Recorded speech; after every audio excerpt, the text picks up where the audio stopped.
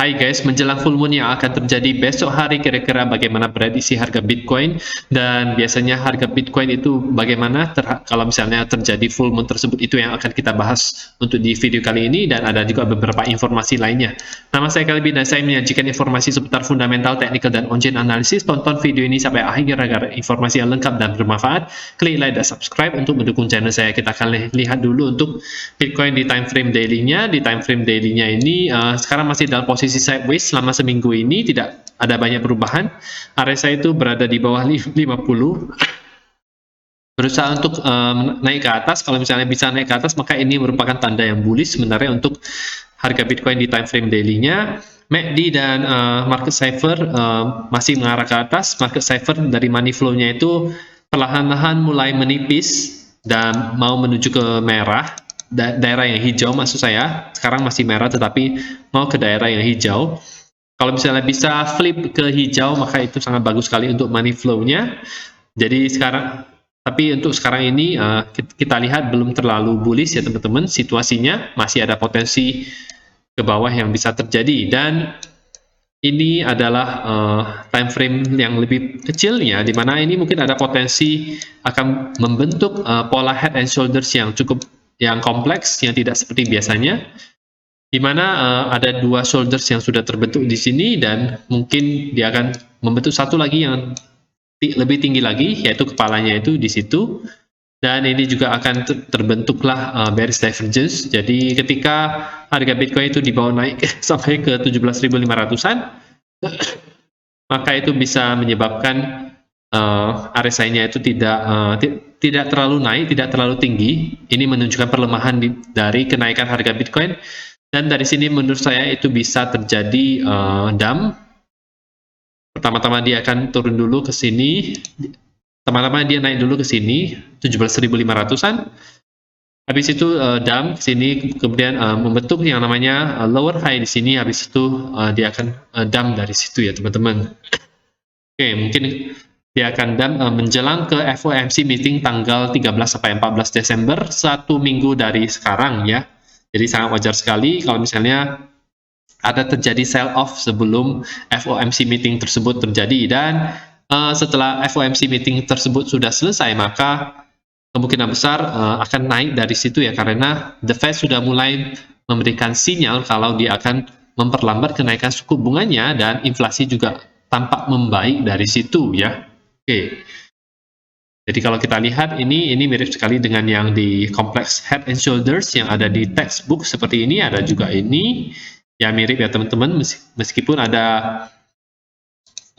bisa jadi ini sudah head-nya sudah terbentuk ya, karena ini ada shoulders yang di daerah sini, tapi kita tidak menutup kemungkinan untuk ke 17.500. Di situ ada banyak confluence, jadi masih bisa ke 17.500 ya.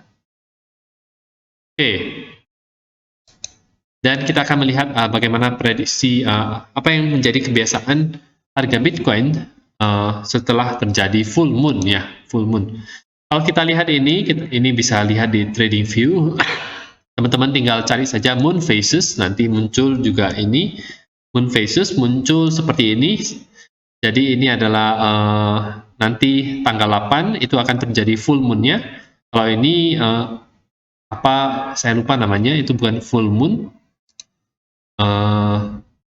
new moon ya namanya ya, new moon. Untuk itu biasanya new moon itu merupakan awal daripada pump ya. Nah, kalau kita lihat full moon itu apa yang terjadi? Terakhir kali terjadi full moon tersebut di tanggal 8 November, itu harga Bitcoin dump itu sampai ke 15.700-an. Setelahnya, 2 kali yang sebelumnya, 10 Oktober tidak terjadi apa-apa. Untuk di bulan September itu terjadi dump juga setelah dia sempat naik itu ke 22.700-an. Dan untuk di bulan Agustus itu dia juga terjadi dump setelah beberapa hari setelah full moon, itu langsung dump dari situ. Jadi biasanya kalau setelah terjadi full moon, kita bisa simpulkan bahwa akan terjadi dump ya untuk harga Bitcoin. Ini jadi harus memberikan kita kewaspadaan, dan volumenya juga tidak terlalu tinggi ya ketika dia naik seperti ini. masih biasa-biasa saja volumenya, jadi tidak terlalu kuat pump ke atasnya, jadi masih ada potensi ke bawah menurut saya. Dan bagi DXY itu akan naik juga ke atas ya. Ada bullish divergence yang terbentuk di DXY, jadi masih sangat mungkin untuk ke atas, mungkin menyentuh titik ke 110 ya di sini. Habis itu menurut saya nanti dari 110 akan rejected dan akan ke bawah. Itu yang menurut hemat prediksi saya. Dan dari sini dari Nasdaq juga kemarin sempat bullish, tapi dari 4 hari terakhir ini tidak terlalu baik, malah turun ya teman-teman. Tidak terlalu baik juga, tidak terlalu bagus. Ada MACD crossover ke bawah dan ada red dot juga di time frame 1 harinya. Jadi menurut saya setelah terjadi pump ini, pump sebentar ke 17.500, maka dia akan ada yang namanya dump. Menurut saya itu bisa terjadi ya teman-teman. Oke. Ada beberapa berita menarik yang saya mau sampaikan kepada teman-teman, yaitu ini ada Winamp yang merupakan aplikasi musik yang dulu kita gunakan di komputer ya. Nah, dia menambah Ethereum dan Polygon untuk NFT musik, NFT support ya. Jadi dia akan menambahkan NFT ini ke platform dia. Ini memperbolehkan pengguna-pengguna untuk memainkan file-file audio yang merupakan NFT ya.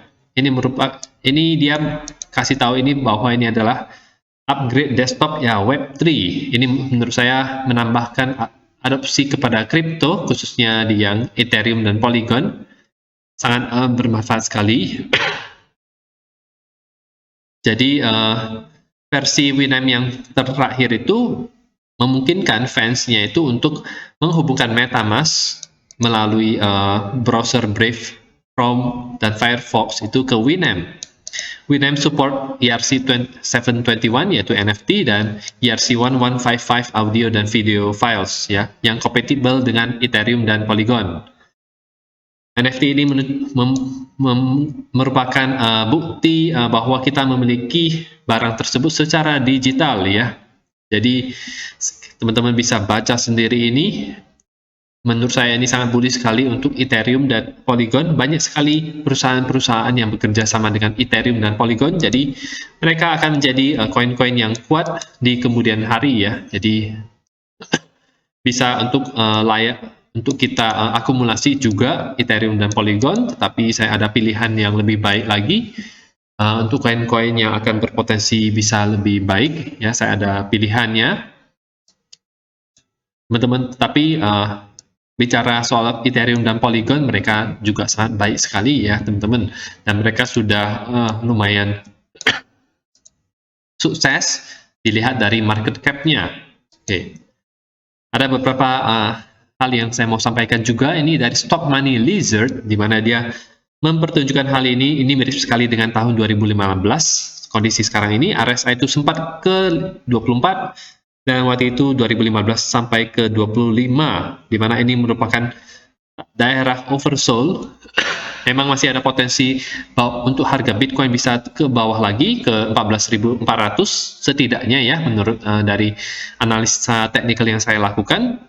Itu di situ ada banyak confluence dan kemungkinan dari situ bisa bounce dengan kuat ya.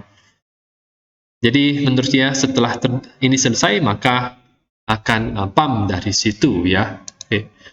Willy Woo berpendapat kalau setelah blow up FTX, banyak orang yang berpikir kalau industri ini itu akan kembali setelah bertahun-tahun yang lama ya. Tapi ini tidak sejalan dengan percakapan-percakapan yang saya lakukan.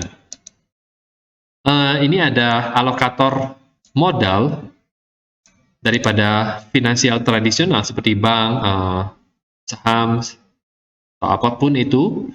Ini melihat ada semacam peluang yang ada di sini ya. Mereka melihat Bitcoin dan kripto akan tetap ada di sini dan sekarang sudah berkurang resikonya ya, sangat berkurang sekali resikonya the risk ini, karena kondisi sekarang itu sudah banyak perusahaan-perusahaan yang bertumbangan, Celsius, Luna, Three Arrows Capital, FTX, Dan banyak sekali yang menggunakan leverage ya untuk menawarkan produk kepada customer-customer, ujung-ujungnya customer-nya juga yang rugi ya gara-gara mereka melakukan leveraging yang tidak sepantasnya ya. Dan ini menurut saya merupakan hal yang bullish secara jangka panjang ya teman-teman. Kripto tidak akan mati, Bitcoin tidak akan mati, mereka akan tetap ada, mereka akan tetap pasti akan ada masa-masanya di mana mereka akan naik lagi ya.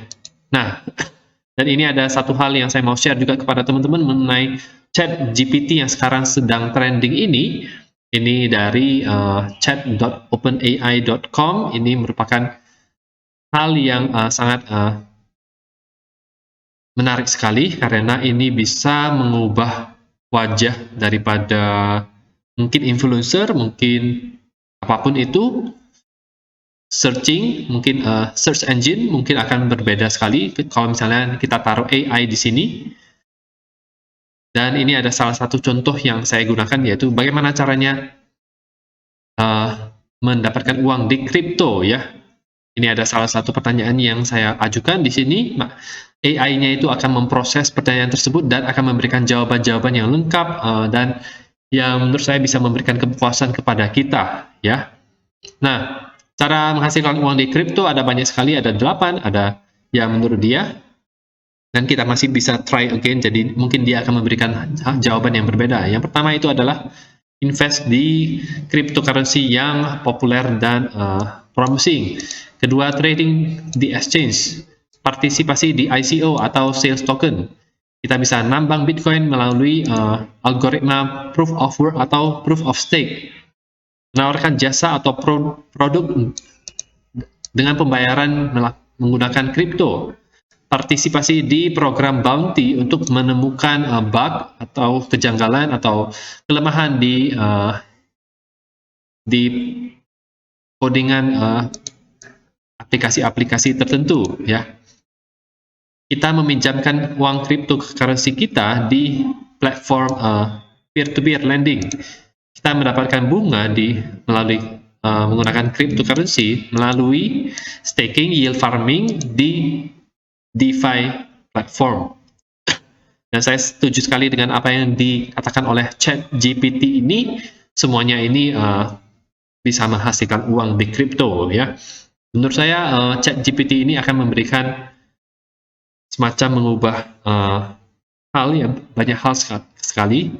AI akan menjadi hal yang sangat berpengaruh sekali terhadap kehidupan masyarakat. Lihat saja, ini bukan seperti searching di Google. Kalau searching di Google itu dia langsung keluar banyak sekali pilihannya, tapi kalau ini dia langsung kasih jawaban yang teman-teman perlukan ya. Nah, mungkin teman-teman bisa akan sangat puas sekali dengan hal ini. Teman-teman bisa coba sendiri di openai.com ya. Nah, itu saja untuk informasi pada hari ini. Semoga bermanfaat. Teman-teman bisa dukung channel saya dengan mengklik like dan subscribe dan nantikan video saya selanjutnya.